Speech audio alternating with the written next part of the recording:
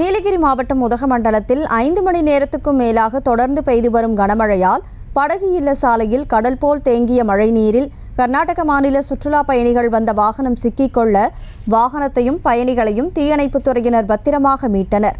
இதுகுறித்த கூடுதல் தகவல்களுடன் இணைகிறார் செய்தியாளர் அனீஷ். வணக்கம் அனீஷ், முழு விவரம்.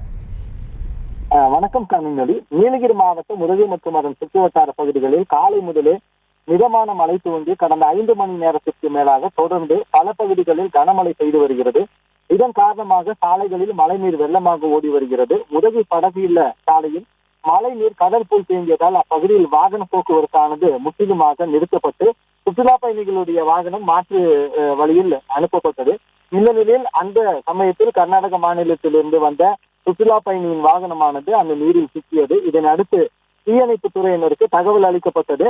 தகவலை தொடர்ந்து உடனடியாக விரைந்து வந்த தீயணைப்பு துறையினர் வாகனத்தில் சிக்கிய சிறுவர்கள் மற்றும் பெரியவர்கள் என ஒரே குடும்பத்தை சேர்ந்த 7 பேரை பத்திரமாக மீட்டனர். மேலும் சிக்கிய வாகனத்தை கயிறு கொண்டு கட்டி பாதுகாப்பான இடத்துக்கு கொண்டு சென்றனர்.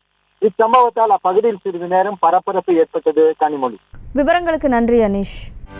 செய்திகளை உடனுக்குடனும் துல்லியமாகவும் தெரிந்து கொள்ள சப்ஸ்கிரைப் பண்ணுங்க.